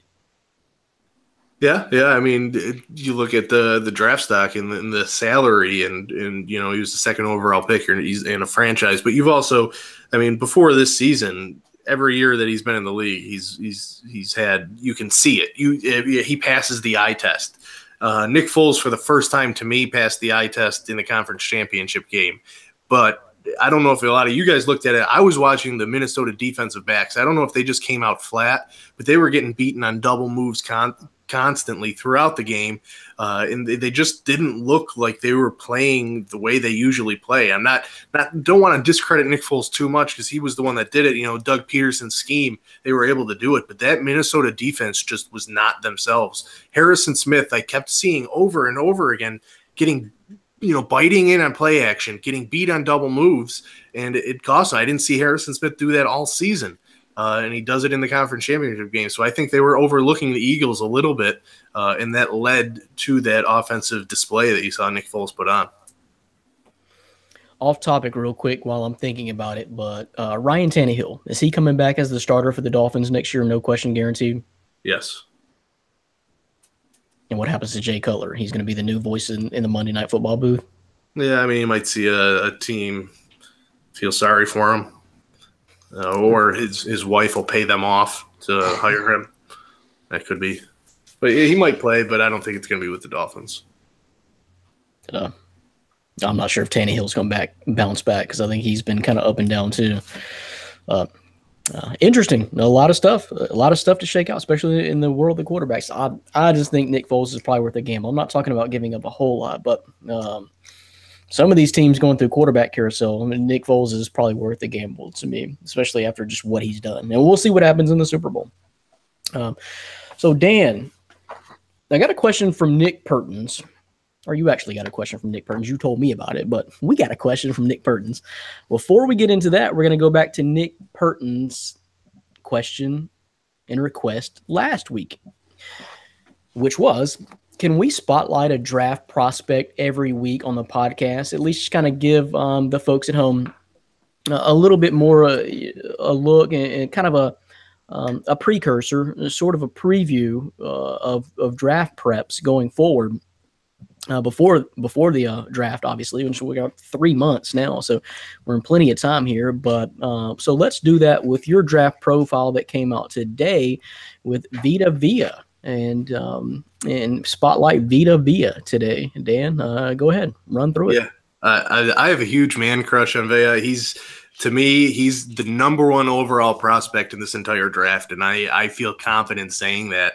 I was able to sit down, and over the last couple of weeks, I've watched every single game that he played at Washington in his 3-year career, and he's a special talent. You don't see guys his size. He's 6'5", 340. He's got nimble feet, can move laterally with ease, but he's powerful, and his block shedding capabilities are absolutely off the charts. He was double teamed about 50% of the time playing against the run and pass this year at Washington, and he handled that very well. He knows how to take on the double teams, beat it, slide in, and his hands are just so strong. You can literally see him on tape. Look at the UCLA game this year where he just demolished Josh Rosen on a consistent basis, but he was double teamed and he was just throwing the off defender with one hand off of him and then ripping and bull rushing through to get to the quarterback. He had multiple hits and sacks on Josh Rosen in that game. But the other thing that kind of sets him apart is versatility. At Washington this season, he played 308 snaps at defensive tackle, 116 snaps at nose tackle, and 108 snaps at defensive end. So you can line him up anywhere on the line, and he can make an impact. So his versatility is kind of what sets him apart and why I have him so high. In all of his games, it was hard for me to find consistent weaknesses. The biggest thing that I can see is in his pass rush, he only uses the bull rush. So he's going to need some time with the defensive line coach to work on a little bit more finesse moves to be able to add maybe a swim or a spin. With his size, I'm still confident that he can do it because of his footwork. So if he can add some more finesse pass rush moves, he can be more dominant against the pass. He's a big run stopper right now. You're not going to get by him. You can't put two guys on him and expect to move him. So he's going to make an impact in the run game. And throughout his career, he still had that pass rush ability, but it was all with that bull rush. In the NFL, you can't really do that. So I'm very high on him. I compared him to a Haloti Ngata. That's my NFL comp for him, but he is better than Haloti Ngata right now as a soon-to-be rookie. than Haloti Ngata was at any point in his career. So I absolutely love Vea. Number one on our big board. I expect him to go in the top 10. But he's probably not going to go first overall. I don't think a lot of big boards will have him at number one, but I've just fallen in love with what I've seen and his work ethic, his high motor. I think his potential is there to become a great player. I'm saying an all-pro. I'm never going to say a Hall of Famer when you're just watching somebody's college tape, but he has that potential and that upside that I absolutely love. And I've just put on his tape at night while my lovely fiance watches The Bachelor, and I just watch Vea because it's fun to watch. She watches Tia and you watch Vea? Yeah, I mean, I sneak a look when Tia's on. Tia from Wiener, Arkansas, shout out. You're still alive in there. I don't know if that's a big story out by you, Brandon, but we've already. Some of us already know what happened, so keeping that under the hat. Sure. Keep watching, though. Keep watching. But yeah, back to Vea. I love him. Whatever team gets him is going to get an instant stud starter that can play the 1, the 3, the 5 technique along that defensive front, and he's going to make it happen. So, but why not Cleveland, Dan? I mean, what do you do if you're Cleveland? Seriously, wouldn't this be the biggest home run? I mean, are we going to do a quarterback again? Are you going to do Saquon Barkley and not really have any protection or any other pieces around him? Probably, yeah. Yeah, I mean, I think that's probably where Cleveland's going to go. Whether it's Barkley 1 or Barkley at 4, I think Barkley's going to go to Cleveland unless maybe the Giants take him at 2. And then I think you're going to see that other pick probably get a quarterback. Hugh Jackson wants a quarterback there that he can groom, that he's going to have a franchise guy, whether that's Josh Allen, who's my number 1 quarterback. Watching some Senior Bowl practice today, I wasn't that impressed with him, although, his tape is what I like. Or it's a Josh Rosen or Sam Darnold. There's going to be options there, but yeah, I mean, Cleveland, I don't see them. They took Danny Shelton pretty high, who was Vea's teammate at Washington. I mean, didn't they take Kaiser like 17 last year? I mean, it was fairly high, right? Second round, yeah. Okay, but I mean, come on now. Kaiser's not the answer, and I think they know that. I wrote an article midway through the season that the Browns need to bench Kaiser for his future potential in the NFL. I think they've ruined him. I think Kaiser is done, and I think Hugh Jackson knows that. So why not stop this cycle now and select a home run in Vea? You got to please your fan base at the same time. Or, if you draft a 350-pound defensive tackle and say this is our franchise instead of the pretty boy quarterback who's supposedly going to lead you to greatness, if you tell them this is the next Haloti Ngata, then maybe the smart fans would catch on. Yes. So listen to me. Listen to me, Cleveland. Cleveland rocks. All right, so that's a good prelude into Nick's actual question from this week. I got to gather my composure before I even talk about this. Okay, Brandon, Mike Vrabel? I do not know anymore. Bye-bye, LeBeau. I thought he did wonders for our defense. I'm nervous about the future, and if you asked me last offseason, I would have said the exact opposite. Crazy what a year can do to your franchise in the NFL. Give me your expert take, Nick Pertins. Far from an expert, Nick. I don't know what's going on. This is really Dan's area forte. I don't really keep up as much with the offseason stuff. But I know what they need. I know what the focus needs to be. And you're right about Dick LeBeau. I don't know. You bring in, like I called him last week, a boneheaded ex-linebacker. I would think you would want one less thing to worry about, and that one less thing was Dick LeBeau, who turned that offense from 30th to 15th in one season. I know he's 80. If he wants to retire, if he wants to hang it up and the energy's not there, and he told you that, then sure, okay. But I have not got that indication. My indication was he maybe was a little bit blindsided by it, and I thought he did a hell of a job. So why wouldn't you, as a GM, and a new head coach, not want to at least keep that piece in place so you only have to really focus and worry about the offense, which was clearly the struggles here. So I don't know. Dan's kind of worrying a little bit about John Robinson. I'm not pushing that panic button quite yet, but I think we may be seeing that maybe John Robinson is better at bringing in talent and personnel to the playing field and maybe not so good at sorting out management. I don't know. That's yet to be seen, but I wasn't crazy about the Mike Vrabel hire to begin with. Now, as far as I can tell, they're only saving grace, maybe the quarterback coach from Philly, John DeFilippo. How do you pronounce it, Dan? I always see that name, and I was like, DeFilippo. Yes, DeFilippo. The emphasize. Yeah, DeFilippo. So the quarterback coach, which I guess he's done a great job. Carson Wentz had a huge year, first half anyway, and then Nick Foles seems to be doing great. So to me, that may be the only saving grace right now is to get someone like that who you think is going to be good for your offense. So, but not really crazy about the Mike Vrabel hire. Now you got two coordinator positions to really fill, the great Dick LeBeau, and you got to bring in someone who's going to help Mariota progress instead of regress, as we talked about 13-18 this year. Horrible numbers. And I don't know. I'm not seeing it, Dan. I don't know. I'm not seeing it. I don't know what else I can really say about that. We're just going to have to wait and see, but it definitely appears to me that it's not heading down a great path.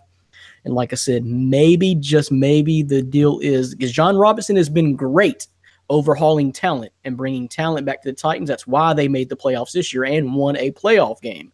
Part of that's because of Andy Reid as well. But the talent turnaround was great by John Robinson. A freaking plus, but maybe putting the right pieces in place to manage and guide these guys is not his strong suit. What do you think, Dan?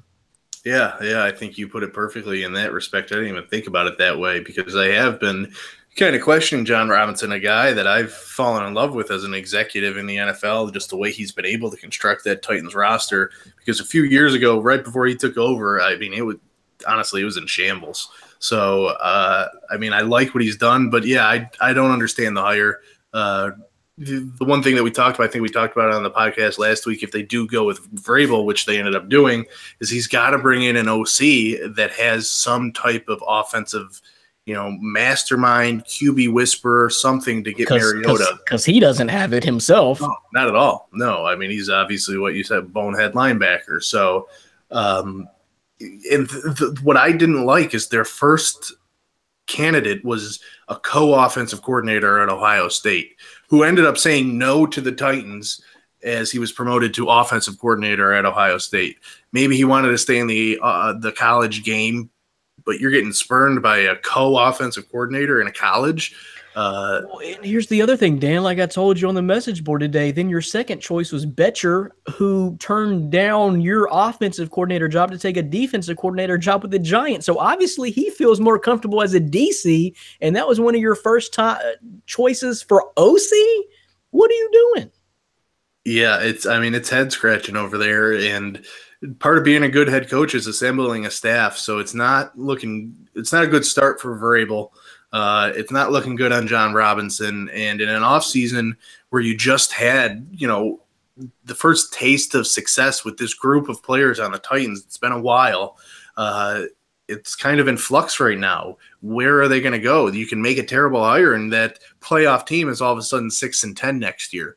Or are you going to put the pieces around, develop what you have with Mariota, Henry, all those receivers, and make something out of it? They should have a lot better offense than what they had this year, and you're going to need a solid offensive coordinator to make that happen.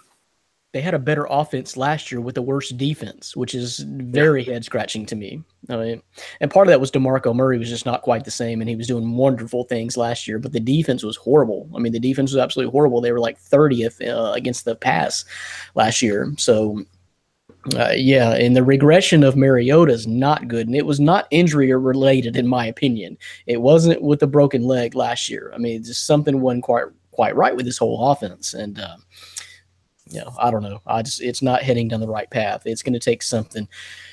I don't know. Maybe DeFilippo, maybe he would be the saving grace. Seems to be doing pretty good in Philly this year. So we got to have someone like that. You just can't have these defensive-minded, play-in-the-mud type of guys running this type of offense with a dynamic quarterback like Mariota. I don't know. Nick, I don't know. Maybe we'll know more next week on next week's show, but thanks for the question. What we're going to do next is talk more hoops. We've got an NBA question from that Pelicans fan in New Orleans, and we're also going to talk some college hoops next. You are listening to and watching My Fantasy Podcast from MyFantasySportsTalk.com. Look it up. It's a killer site, man. I really recommend it for all the news and entertainment too, right, Dan? Entertainment's been blowing up again. Had a little bit of a lull maybe over the holidays, but now the entertainment side is blowing up again. Those guys are doing great things. So just don't think of us just as sports. The sports is awesome. We rock, and the draft coverage is going to be knocked out of the park again. But entertainment side, very, very good stuff over there. As always, yeah. TV show you watch, check it out. Check out the site because they probably have a recap, review, analysis of it. They're on top of things, and yeah, I mean our entertainment section. Shout out to Kira McCall who basically runs that bad boy, and she does a great job. And something for Orlando, which I know you've been keeping up with too, which is kind of entertainment. What about the Enzo Amore situation, dog? Oh man, it's kind of crazy to even bring that subject up, but yeah, no, it's a lot. Cause it's gonna see interesting in how it plays out.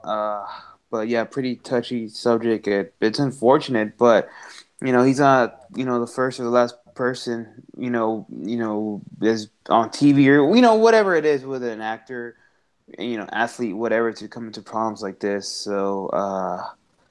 Whoever posted the YouTube video on the message board today, though, it was either you or Ashley Rose, somebody. But yeah, no, it was me. I think it was me. Do you believe that? That seemed legit, right? It seems legit. But then again, I don't want to give a full opinion just yet. Just let it play out. I don't want to be like, oh, she was lying or throw him in jail. I'm just gonna let it play out because. An issue like that is kind of big, so I know he already issued a statement yesterday with his lawyers, so this does seem kind of fishy. Something's definitely going on there. In today's world, you got to be sensitive to any allegations, but I just personally hate when people lose their job and conclusions are jumped to before it actually plays out. I mean, what happened to, innocent until proven guilty? That's just what I hate, because now it looks like this girl may have had some issues and may have been fabricating this whole thing, may have totally been consensual and then changed her mind after the fact and could really ruin this guy's life. And I'm not trying to take a stand as for all these women are liars. No, I'm actually supporting even like the Me Too movement, because this dampers your cause when women have legitimate complaints and have legitimately been, taken advantage of, whatever, date rape, whatever it is, with the Larry Nassar situation going on now, which is, just, it's unthinkable, but I truly believe that. But let these things play out. I mean, it's just sad when people lose their jobs, lose their livelihoods on just because it could happen to me or you or anybody. Anybody can make up anything. And I would just like to see the process of courts and truth come out before, lives are changed with this. And false stories really only hurt the true stories. And it's a sensitive subject, but we'll see what happens. But for those who are intrigued by what we're talking about, and maybe wrestling fans, WWE fans, got to check out the website, myfantasysportstalk.com, right there. And when I say entertainment side, it's all right there, myfantasysportstalk.com. You can check out all the entertainment and all the sports all on that one website. So check us out if you're new to the podcast, new to the site. We appreciate it. Next question comes from this Pelicans fan, Alicia St. Pelicans Tyler. Who would you want to build your team around, DeMarcus Cousins or Anthony Davis? Man, I don't know. It's a tough question. I'm really leaning towards Anthony Davis because DeMarcus, I don't like your attitude. What do you think, Orlando? I was going to lean actually with DeMarcus Cousins, and I think why he may get overlooked for Anthony Davis is because of his attitude. But you go back to the Sacramento days. I mean, how many coaches did he have in his time there? Like 5 or 6 coaches he had to go through.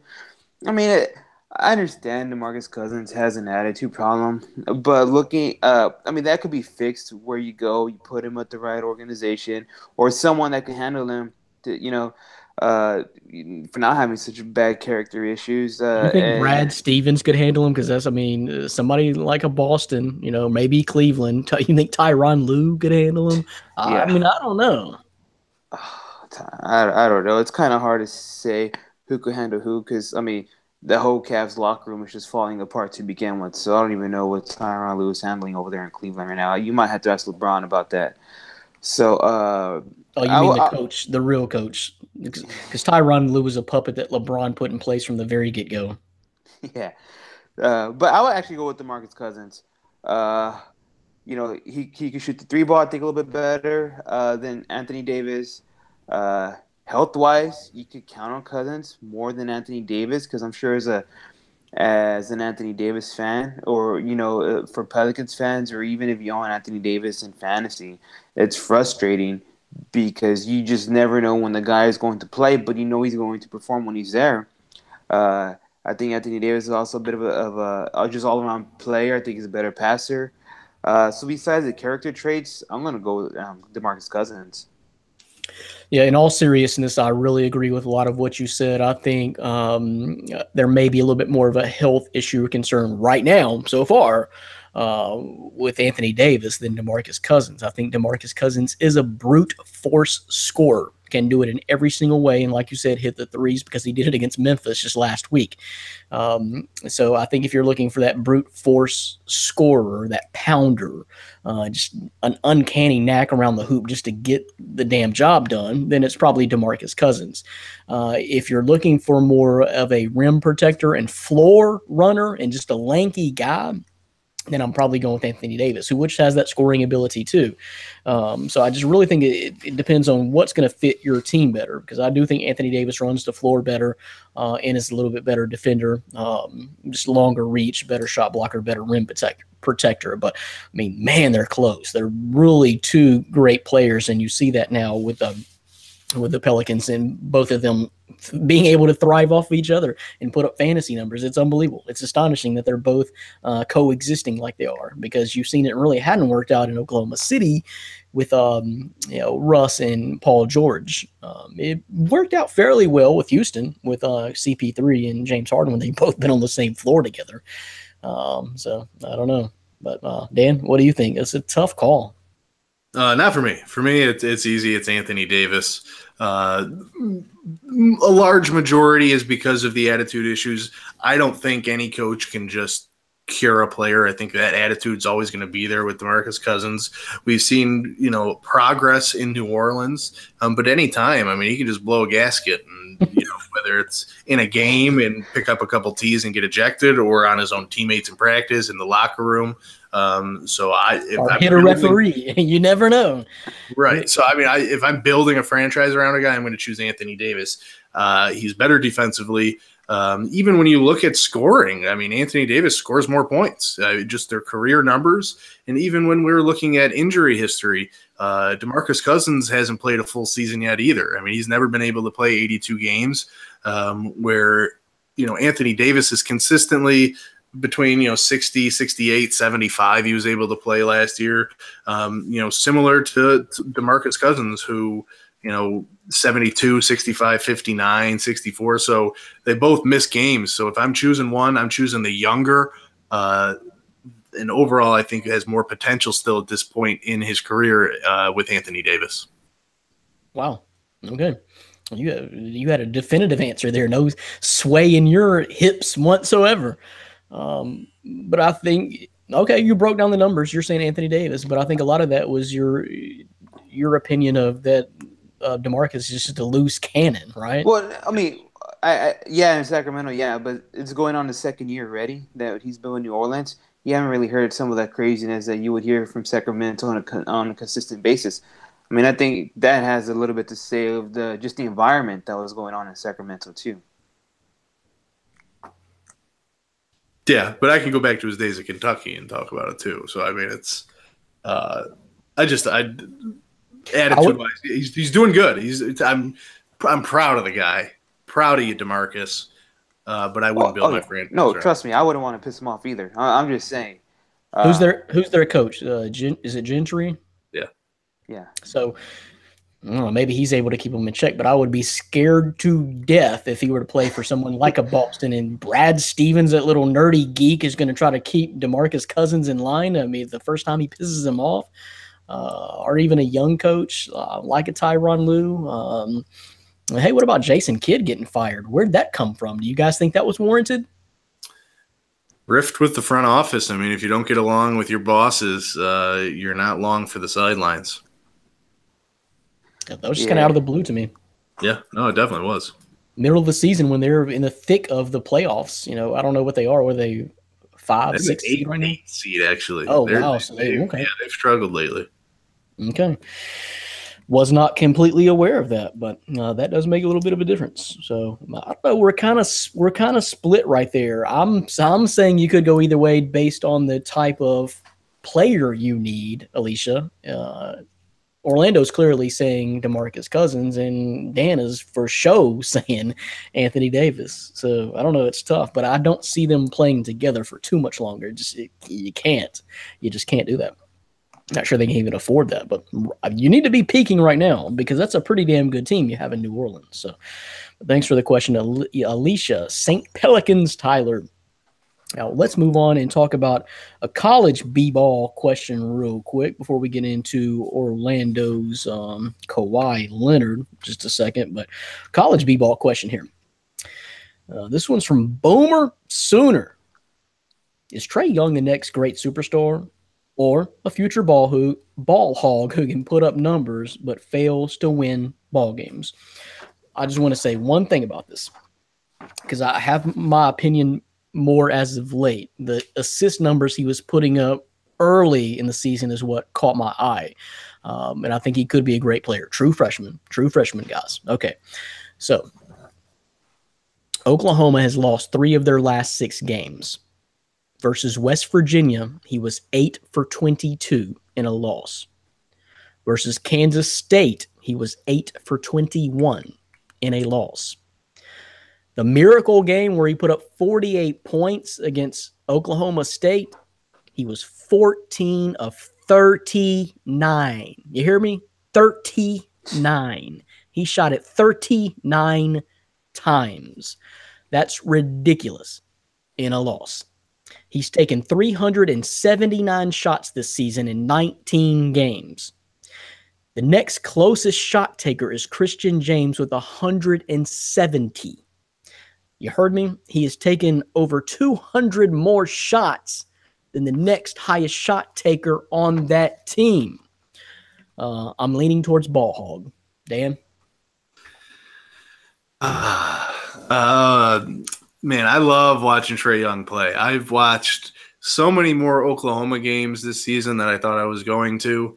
And it's so weird because for those who listen to the show on a regular basis or back in our old school season 2, season 1 days, no, I'm not a Steph Curry fan.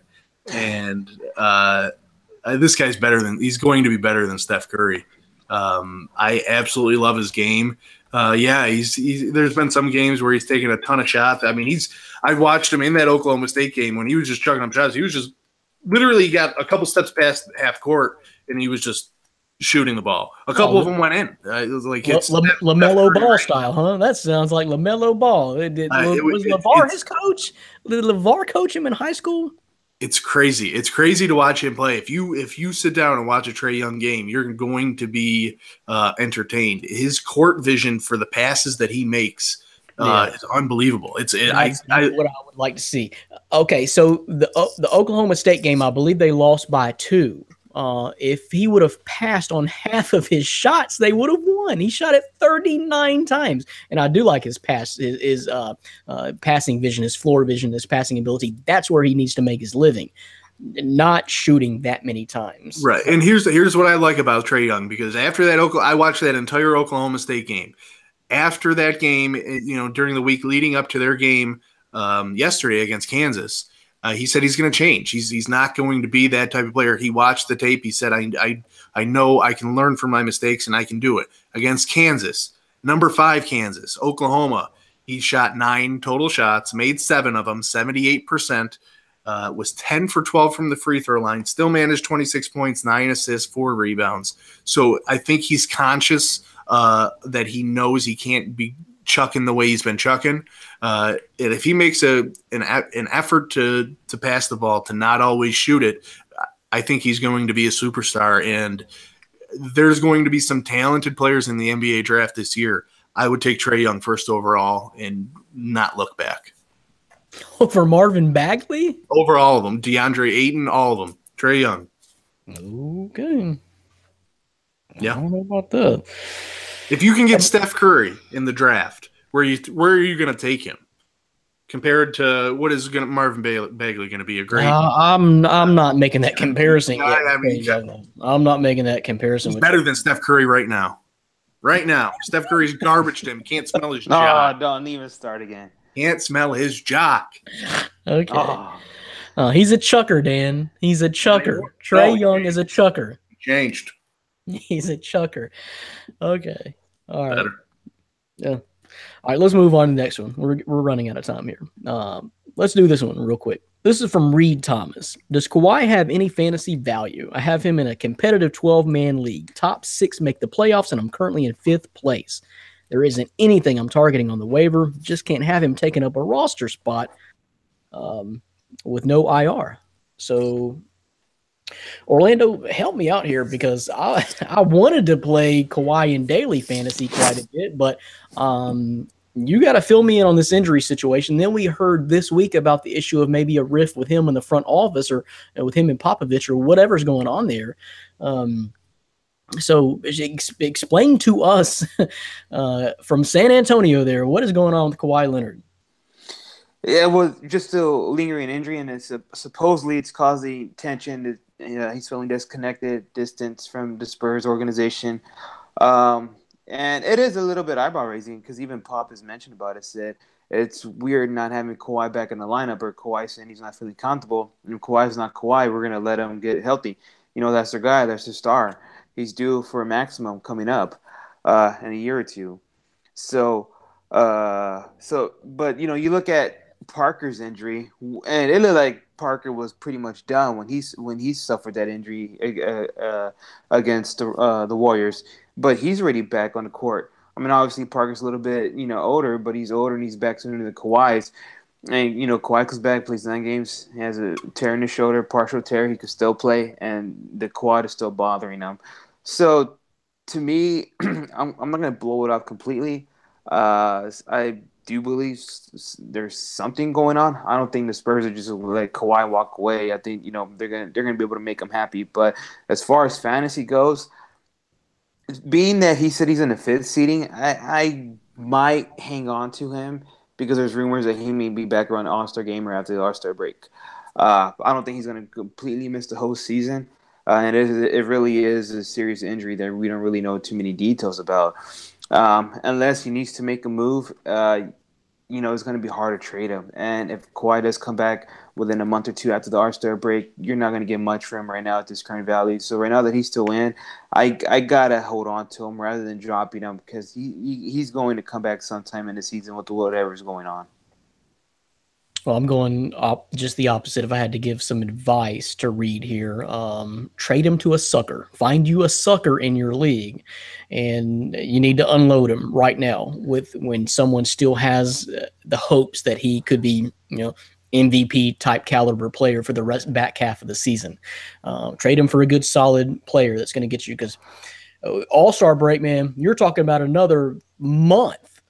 If you're talking about after the All-Star break, you're talking about another month, and that's if everything goes great. So, well, that's what I mean. I mean, it's going to be hard to trade him. I mean, if you could find a sucker like that who hasn't heard any of the news that's been going around, then yes, you make that move. Yeah. But other than that, it's going to be hard getting something that you would want and, knowing what he's worth currently. I'm just saying a solid player. Like I would almost trade Kawhi for Ryan Anderson or somebody like that. I mean, just get you something in return. Somebody's going to at least average 20 points a game right now because there is nothing on the waiver wire. And nothing is going to be on the waiver wire, just gap fillers unless you can find someone like a Shabazz Napier. When someone gets hurt, maybe you can find gap fillers like that. When Damian Lillard got hurt a couple of weeks ago, and Shabazz Napier went off, a few weeks in a row, and he was on the waiver wire. So that's the only thing you're going to be able to find on the waiver wire going forward from here on out, because you're in a 12-man league, and I think ours is 12-2, right, Dan? 6 make it, so I think it's 12-2. So yeah, competitive 12-man league as well. There's nothing left on the waiver wire except just day-to-day gap fillers. So that's tough, but yeah, I'm saying find a sucker, and Orlando agrees, straight out of San Antonio. So thanks for the question, Reed Thomas. Let's move on. The last one before our foodie question, we're going to throw it back to Dan here. This one comes from Mike Kendall. It is a NFL draft question. Give me a couple running backs that won't be drafted until day 3, but can be solid players or starters in the league. Dan, just kind of glancing down from guys that I had from rounds 3 to 4 that projected maybe rounds 3 to 4. I like Rashard Penny from San Diego State, 5'11", 220, over 2,200 yards this year, 23 TDs, strong, low center of gravity, downhill runner, could be something in the NFL. The other guy, Nyheim Hines, I think if I pronounce his first name right, Nyheim Hines. Anyway, NC State, 5'9", 197, 4.4 speed. He's a speedster. Could really be a good special teamer and change of pace back in the NFL. Could be just one of those weapon type guys. And then I like Bo Scarborough and Cameron Petway, the two Auburn, Alabama guys who've had names. I think they had better years last year than this year, but still big names, and they still should be in that conversation of, day 3, 4, I don't know, round 3, 4, 5, anyway, somewhere in there. So those are the few guys that I kind of listed out. Dan, what do you think of that if you're talking about day 3?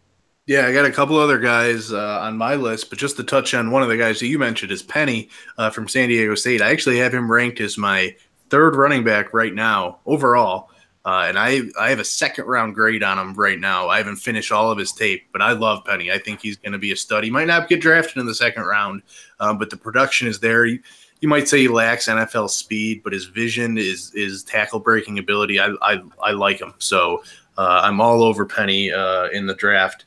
3 guys that I have. One that I absolutely love. I don't know if you watched him play.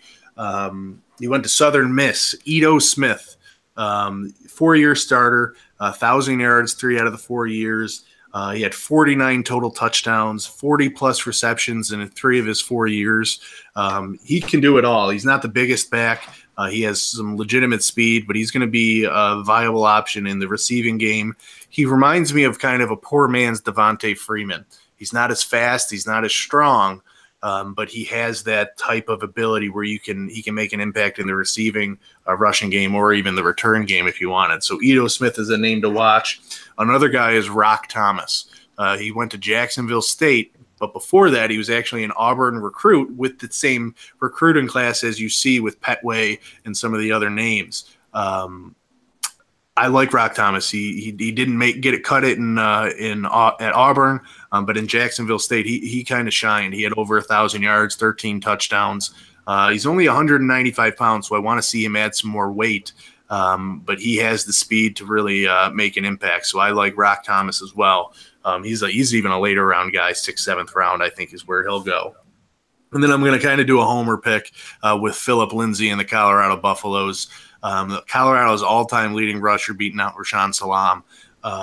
He's got it all, man. High motor, high energy, low to the ground at only 5'8", but he brings power with him. He has tree trunk type legs like a Devontae Freeman, who I previously mentioned. I just like Phillip Lindsay, and he's all heart. He was the team captain as a sophomore, junior, and senior. And he had a fantastic East-West Shrine, not game, but practices leading up. He was falling in love. He was basically the leader of that team when they had their game after practice week, just showing that his leadership skills are off the charts and something that I like and an NFL team will fall in love with. So those are 3 guys later in the draft to keep your eye out for. There you go, Mike Kendall. Hope you were listening. Hope Nick Pertins was listening. Hope all you guys are listening, because we're dropping draft knowledge on you, little subtle pieces all the way through these shows leading up to the draft, which you still got several months, but we will do it right here live on My Fantasy Podcast from myfantasysportstalk.com. No, we're not going to forget the foodie question. And this is a big one. This is a Super Bowl edition of the foodie question. So this is it. This is kind of weird because I just noticed something. We got a dude named Crawford recommended some crawfish dip, didn't we? Is that what he said? Yeah. Crab dip. Okay. Sorry.